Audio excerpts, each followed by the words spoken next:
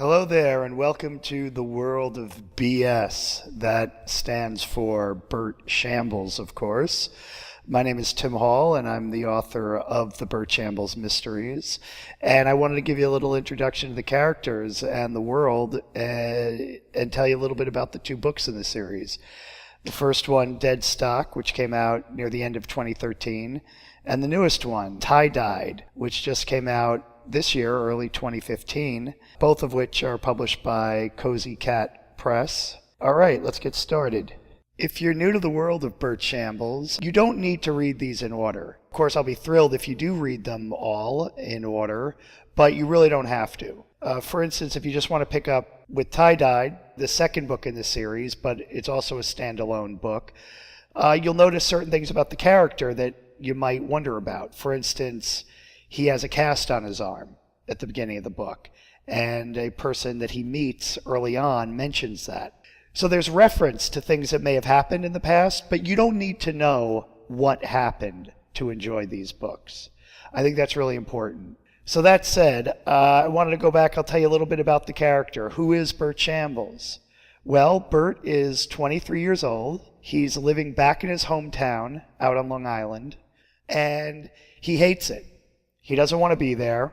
He was trying to get his life started and live in the city on his own and work in hopefully the music industry. And he got into a little bit of trouble. He was defending his ex-girlfriend actually from the guy that she left him for, who was threatening her and was going to beat her up and threaten to kill her.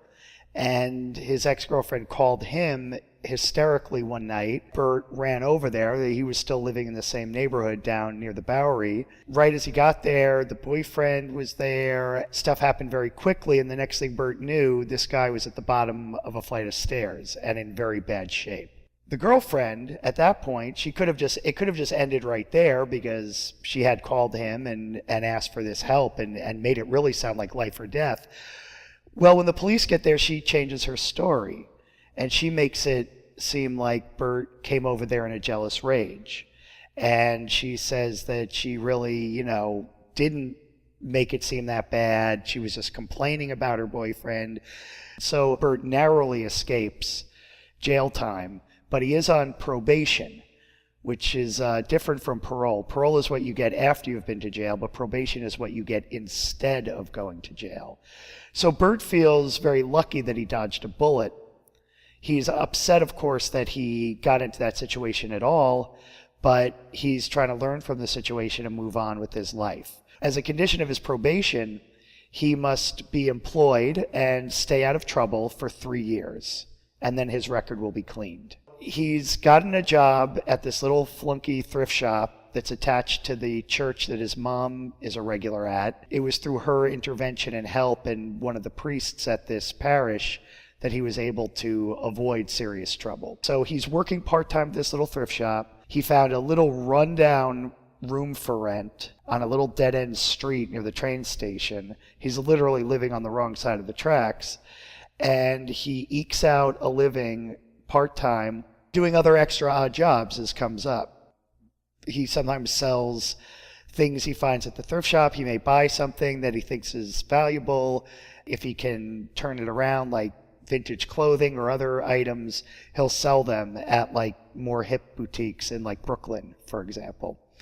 So Bert is definitely a survivor. He's definitely got a pretty good sense on his shoulders about how to make a living for himself, but he definitely feels like there's kind of a curse or a dark cloud hanging over him because of this legal trouble that he got into. And of course, he feels like with a name like Shambles, what else can he expect, right?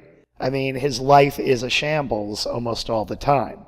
The story on his name is, according to his mom, when his ancestors came over from France in the 1800s, it was actually Chambliss. But the guards at Ellis Island messed it up and misspelled it, and it kind of got anglicized, I guess, to Shambles. It's kind of a curse that's hanging over him.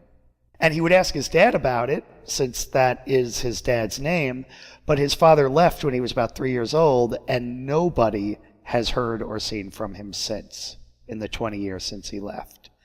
So that's another thing weighing very heavily on Bert's heart, his father is just a complete question mark in his life.